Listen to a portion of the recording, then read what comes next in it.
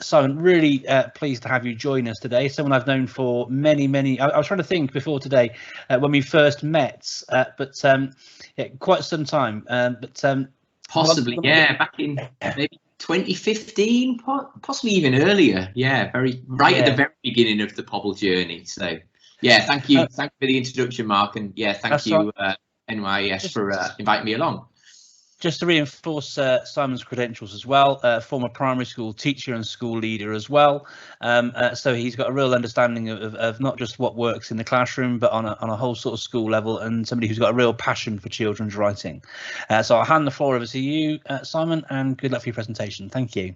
Thanks, Mark. And can you see my screen okay and see me okay, Mark? It's always I can see you. I can see you okay, but I can't see. I can only see you, not your screen. Your screen is there. It is. Is that for me now? Yeah, there you go. Perfect. Great. Well, yeah, thank you everyone, and yeah, really delighted to be joining today from North Yorkshire. So as Mark mentioned, yeah, very briefly, my background: I was a primary school teacher and deputy head here in Harrogate, North Yorkshire for 16 years prior to starting Pobble in with my own class. I was teaching 39 Year 5 children at the time. We were a hub for the local authority for English as additional language, for behaviour, emotional, social difficulties, and probably doesn't surprise you to know that writing was a real challenge within that class. And I guess as a passionate teacher, but also as a supportive deputy head, I was always looking at ways that I could try to support the children in my class, but also, support my really busy colleagues. And I guess what I'll try to do throughout today is to tell you a little bit about how we've tried to just take that onto a much bigger scale. Sort of giving you a bit of background personally, I sort of set up Pobble back in 2012 for at least 18 months. It was called Lend Me Your Literacy. I was running it alongside being a busy classroom teacher and deputy head. And at the same time, actually, my wife was expecting our first child, and really unfortunately, and a real turning point in my life, I guess, is we lost our first little boy after just a few days. And it was really at the point where I was trying to decide. I was at a little bit of a crossroads as to what I was going to do. I'd stepped down from a deputy head role, but I was still in school 3 days a week. And basically at that moment, I decided not to go back into school. I decided that, Pobble was my mission, and I was going to go out and help as many children as I could, and hopefully along the way inspire some teachers and really do what I went into education for. And we've heard some great speakers today talking about EdTech and the challenges of the last 12 months. But for me at that time, I just felt that I wanted to try and make a difference. And of course, we are now a business. We do try and sell to schools and have faced some of the challenges that Caroline explained earlier. But we also try to do it with a smile, and we try to do it with children very much at the centre of what we do. And I guess that has never been more apparent than some of the challenges of the last 12 months. So what I thought I would try to do today is, in the first particular part of my session, I'll talk a bit about what was the challenge of lockdown and, in particular, how that affected writing. What did we do to help? And again, we tried to think about ways that we could help, free things we could do, obviously things we could do for our subscribers, but also then what have been the learnings. And, in a way, there's been lots of learnings as an organisation, but also learnings for how we work with schools going forward and school groups. And I'll try and cram as much as I can into sort of 25 minutes, hopefully with the aim that I can take some questions at the end. So I guess starting with the challenges. Well, first of all, forget business for a moment. The challenges of being a parent at home during lockdown. And, I'm really proud now. I've got two other children, Eva and Rocco. My little girl, Eva, has Down syndrome, and the lockdown learning was really hard. We were running Pobble, but at the same time, we had two toddlers at home. Eva's in reception, and on the really good days, I tried to be an amazing daddy and tried to make learning as fun, as exciting as possible, and bringing learning to life. And you can see the example on the screen there. But of course, at other times, it wasn't quite as straightforward, and I was definitely that guilty parent who sat their child on her iPad and said, "Get on with it," or "Play with your toys. I've got a call to do. I've got a Zoom call to do." So, as a parent, learning was difficult. And I think we started to see that in the talks and discussions that we had with our schools, particularly around writing. There's an amazing amount of tools out there to support maths, reading, some products that have been mentioned today, Teachers were amazing in sending home photocopied sheets or resources, or, you know, setting up things like Google Classroom, Microsoft Teams. But ultimately for writing, it's a journey. And actually supporting children with writing at home was tough. You know, we have this particular graphic on our website outlining how we think the journey of becoming a good writer looks like. And, you know, that's not the same in every school, but I would imagine if we were to go into most schools in North Yorkshire and beyond, we would see lots of what we outline on the screen. You know, it's about an exciting hook. What are we going to write about? It's about giving them as many tools as possible when we prepare them to write. It's about teachers, you know, on a flip chart, modeling to children. It's about providing word bank success criteria. There's that element of peer assessment, you know, getting feedback from your person on your table, the child in the next classroom, your teacher. And of course, it's about writing, going somewhere. And of course, trying to replicate that at home was almost impossible. You know, what were they going to write about? And again, I've tried to outline on this next slide how some of those things, how those challenges went, you know, that ability for a teacher not to necessarily be able to model. Now, some of those amazing teachers out there managed it. They found tech, they modeled on the screen, they made examples to send to children, but it was never quite the same as standing at a flip chart, getting the children to give you words, changing sentences, improving it together. That's almost impossible to do online. We found that children began to have an impact on their stamina for writing. It was much easier to stop at home. You know, I just need to stop, you know, and those of you with children on the call, you know, you've probably gone through more food than ever over the last 12 months. We certainly have in our house. But again, that lack of stamina in writing has always been an issue anyway, but even more apparent over the last 12 months. I mentioned earlier, all those missing prompts, you know, learning walls, particularly for writing, particularly in literacy, are just such an important part of the classroom environment. Very difficult to replicate online. The ability, again, for children to write about exciting things, you know, some of the best pieces of writing I ever did with my children would be about school trips, residentials. It would be about creating a scenario in the classroom. Again, we were sat at home, we could go nowhere. What were we going to write about? You know, we could do poetry, we could do stories, but there's never anything better than writing about something real, in my opinion. So again, thinking about what children write about, that became a challenge as well. We've been very fortunate to be working with the DFE on a formative assessment project, which has required us to do quite a lot of work around the sort of importance of peer reviews and teacher reviews on children's writing. And again, that became quite difficult. Again, some schools really got into Mark mentioned it earlier, being able to give voice feedback, some of the brilliant EdTech tools that are out there. But actually trying to facilitate that peer-to-peer became quite a challenge in some schools as well. And certainly those schools that weren't quite as far on their EdTech journey, that became something that children were just not getting. They were getting no feedback. If the child could access no technology at home and they weren't in the classroom and their parent wasn't necessarily the best writer as well, how was that child going to self-review, edit, improve their writing? So that became a real challenge. And then finally, something that I've always been passionate about, and reason for starting Pobble in the first place, was about audience and purpose. You know, the value of somebody reading your work outside of the classroom. Now, of course, technologies allow children to maybe upload their work a little bit more, but, you know, how many children were sat at home uploading something to one of the other educational tools that we've mentioned, wondering who would actually look at it? Has it just gone into the cloud? Has my teacher looked at it?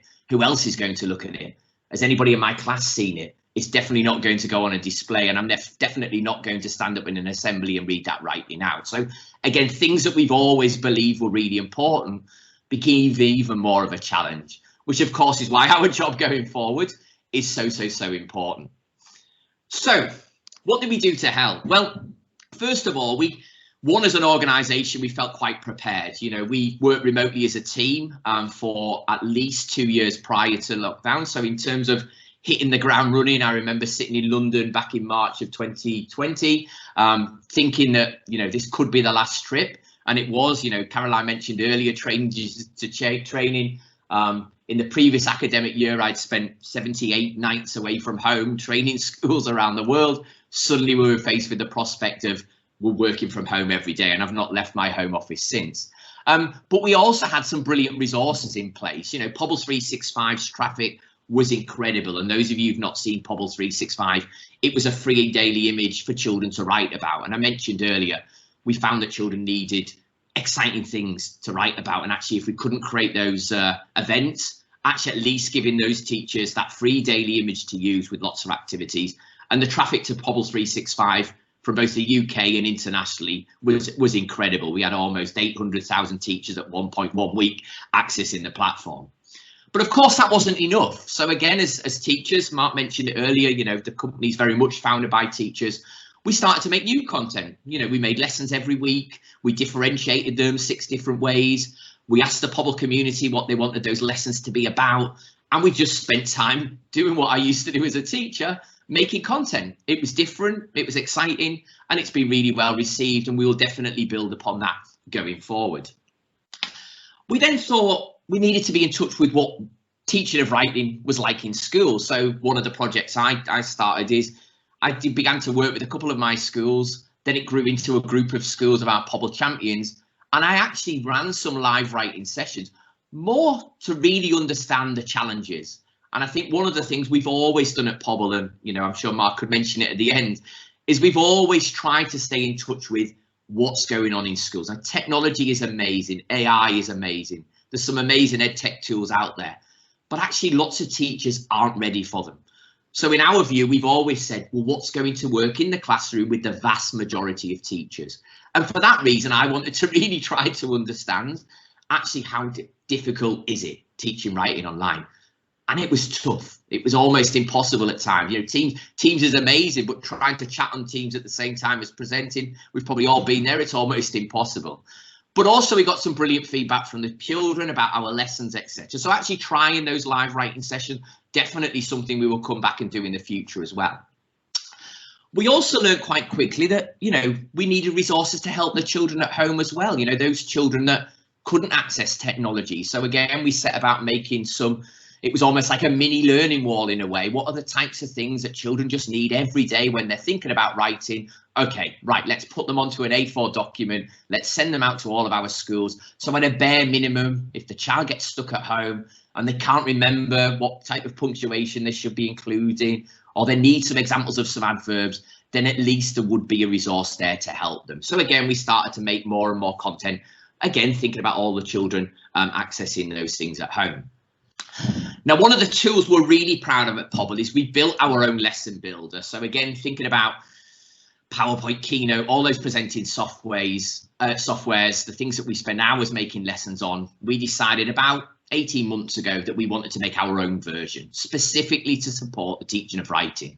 So things where we could share our images, we could create tasks for the children. But again, one of the things we tried to do during lockdown was to think about what other slides would be helpful. What slides would be helpful for a busy teacher, but also what slides would be helpful in supporting children's scaffolding writing at home.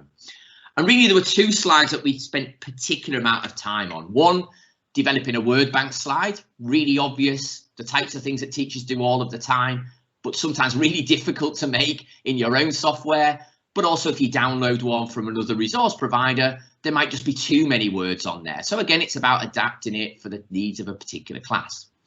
And then alongside that, things like writing checklists or success criteria, as I've called them on this slide. You know, children needed to self-review. They needed to look back on their own work. They needed prompts. So again, we made our own success criteria slide that teachers could upload. They could develop it, they could adapt it, they could choose some criteria that we provided for them, all with the aim of giving the children who are accessing these writing activities at home, again, as much support as is needed. And again, one of the things that we're working on as part of the innovation project is to look at how we can use Pobble more to support children with EAL.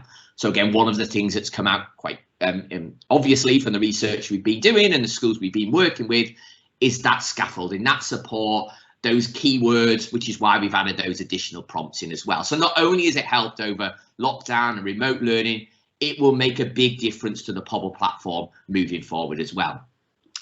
Probably one of our biggest successes, which seems crazy as an EdTech company, is sat on the train home from London that day back in early March.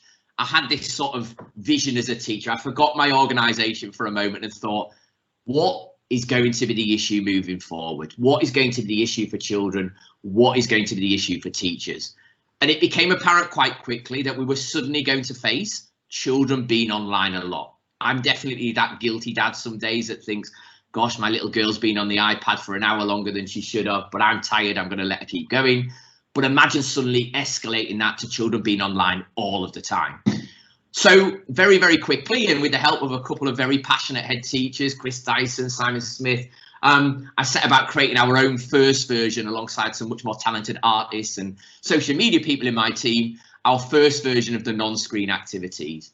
And they went down an absolute storm. They were being downloaded all across the world. People were using them for non-screen days. People were downloading them and sending them home in holidays. And again, it was our little way of saying, look, we love EdTech. We are passionate about EdTech. We've built a great EdTech product, but actually sometimes the children don't need to be online. And again, thinking about moving back into school, these are the types of things we will be doing anyway. You know, things in homework. I would always make homework a bit more free during those periods. But again, moving forward, still thinking about the non-screen as well as the screen. And again, if anybody's interested them to use in the future, they definitely could be adapted. They definitely could be used in a non-remote world. And I know there's people on the call today that have used them as well. And then finally for us, one of the big learnings was training and support. As mentioned, I spent years traveling around, running events, visiting schools, working with individual teachers, groups of teachers, but always really passionate about that being something that was really important, which is why I would do the traveling, do the miles. You know, I was very frustrated as a teacher when we launched a new product. Somebody would come and talk to us for an hour. They knew nothing about our school, knew nothing about our setting. It was just a standard pitch, and then they would leave us to it. And some staff would adopt that technology straight away. Other staff will be left flustering with nowhere to turn. So again, ever since we launched Pobble, ever since we started with Lend Me Your Literacy, we've always been super passionate about helping teachers. Now, the way that that's changed moving forward, of course, is that all of our training is now online. It's always free. So again, something we've been passionate about is if you need to come back 3-4 times to be really confident in using our platform, that is absolutely fine. But alongside that, we've developed our training and support area of the platform. So in most scenarios, that would be called a help desk. But again, all of the things that teachers need. How do I get started? Where can I go if I need a video? What happens when I need to set up my class? Where do you suggest that I begin? And again, one of the things we found on our EdTech journey, not just during lockdown, is teachers just need this mapping out. Start here, then move to here. That might take a term, that might take a month. Here's the end goal. This is what success would look like. So I think the training and support area of Pobble has been something that, yeah, we've developed a lot over the last 12 months. And again, has really helped us in thinking about moving forward as well. Which brings me to, yeah, where next? What are we doing now?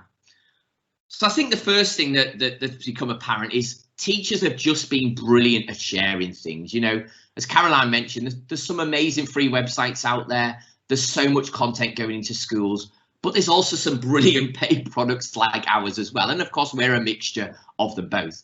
And then there's also teachers just doing wonderful things. You know, the image that I've shared on the screen is a school that's taken Pobble 365 just to the total next level. The conversation station, as they've now called it. You know, the children were discussing online the Pobble 365 images. They've now taken that into an EYFS setting. And every single day the children have a picture to talk about, because we know for writing that speech, talk is so important. We've developed our blog, we've developed our social media, we send out a newsletter with new content, we run free webinars, and for the first time we've created this group of Pobble champions from all across the world who are sharing things that work in their classroom. And again, I could train people all day long, but sometimes hearing it from somebody that's just using it every day is really important as well. Of course, thinking about the platform itself, you know, we've improved the lesson builder. You can see in the bottom right hand corner there, all of the different slide types, templates. Now, not only is this about making better lessons for the children, clearly it's about saving time for teachers as well. You know, teachers have never been busier. Possibly one of the reasons I decided not to become a head teacher is I could just see where education was going. And again, I felt that I could do a little bit on my mission to help as in many ways as I can. And again, the lesson builder is just one of those things, you know, being able to quickly get a free image, as Mark mentioned. We link to Unsplash on our website, so those free images are already there. Linking to external websites, having self-generated success criteria and word banks, etc. Again, lockdown 2, I think it was, before we implemented it, I think it was based on some feedback from EEF, making all of the content printable. Seems so obvious. It wasn't there on our platform. So again, anything within the Pobble platform can now be printed. It can go into home learning packs, but moving forward, if you're running an intervention, a catch-up program, you have a teaching assistant working one-to-one with a child and you just want to print one of our images or tasks, again, much easier to do now in the platform. And again, an area that we've been really passionate about, and obviously something that will future-proof us moving forward, the ability for all of our content to also be sent to a pupil device. And again, all they need to be able to do is to log in, and the children can now access all of our lessons online as well.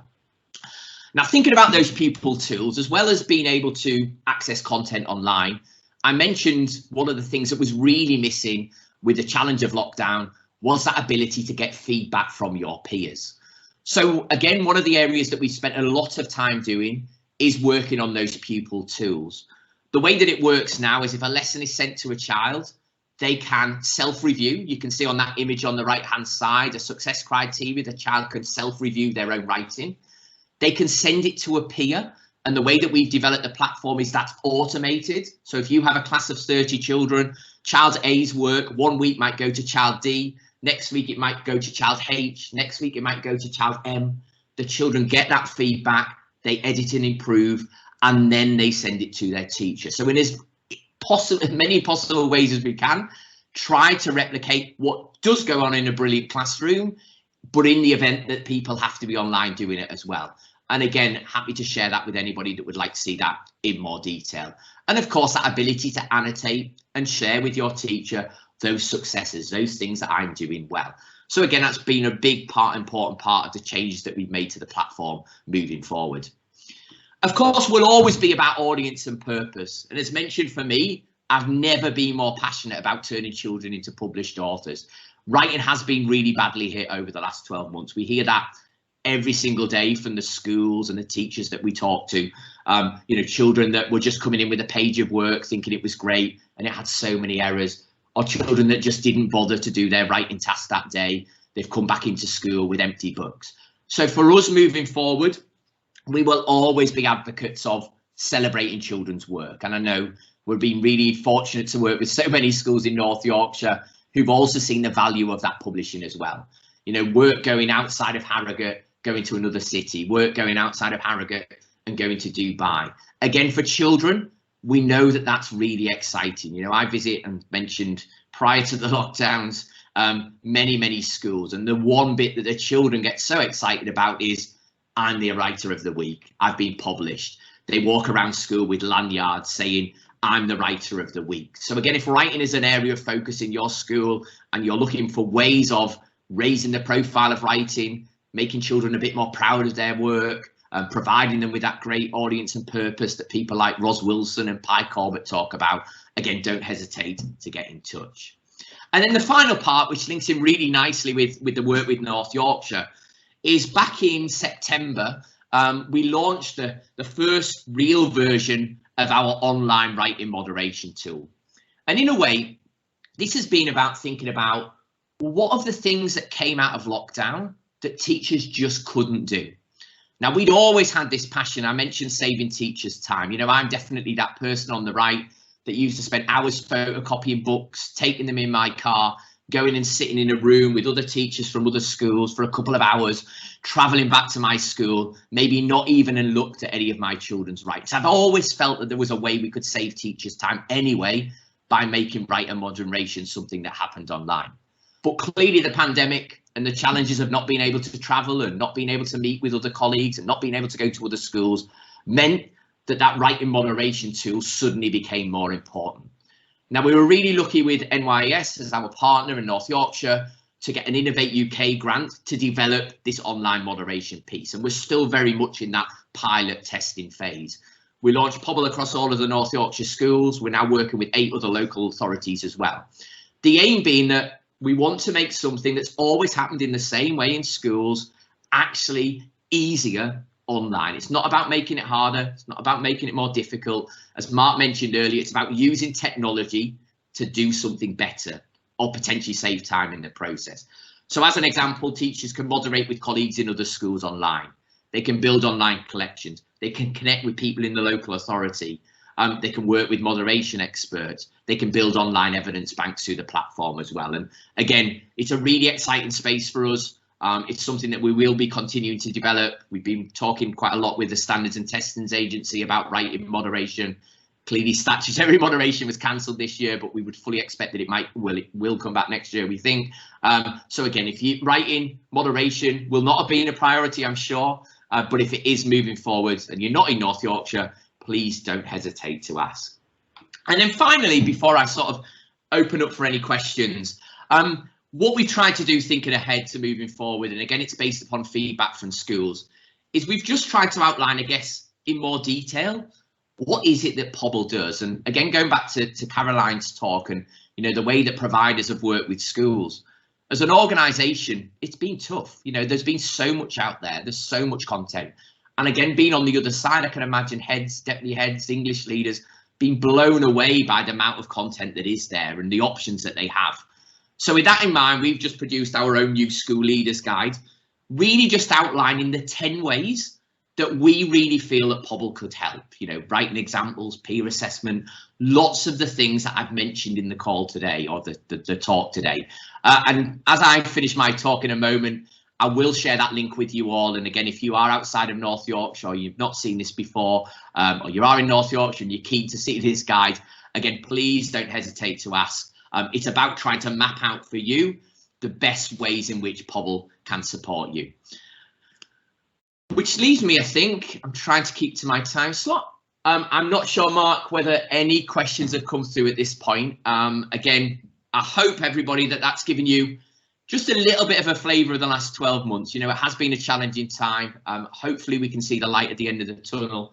It's certainly much nicer knowing Eva's in school each day rather than sat at the desk next to me on her iPad. And again, as an organisation, we've learned a lot, which I think moving forward will, one, mean that we've got a better proposition for schools, but also in terms of writing, that we are on hand to help when inevitably those children that have found writing difficult do need that support. So yeah, really appreciate you staying on and joining my session today. And yeah, Mark, I'll hand back over to you. Brilliant. Thank you so much, Simon. There aren't any questions at the moment, but there is a lovely comment from Al Kingsley, who's joining me on the panel discussion in a few moments. He says it's great to see so many feedback-led enhancements in Pobble. It's a fab sort of co-production philosophy, and I guess, you know, that sort of thing where you work really closely with the schools and the teachers, listening to their feedback only then actually makes the product better and gives them what they want to help them even further with the work they're trying to do around writing, doesn't it? Absolutely. I think that's been, in a way, the EdTech innovation grant that I mentioned, like a real key part of that, Mark, was you had to work with schools. And, you know, we can talk whatever about policies, etc. But actually, for a grant in that particular case, actually to go and work with 20 schools really closely, go and visit the schools, talk to the children, talk to the teachers, you know, test this feedback. How can we make it better? That's really important. It's something we've always done anyway.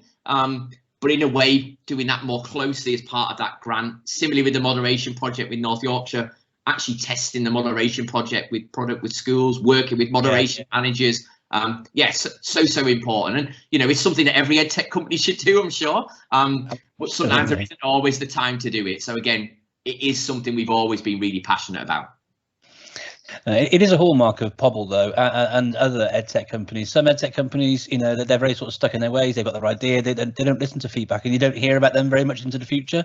Those companies that tend to do well are those that really do listen closely to the sort of feedback from teachers and leaders about their products, and you know, that's something that you do really well with Pobble. So brilliant stuff. Your details, Simon, are up on the screen. Yeah, you follow Simon on Twitter at Simon Pobble.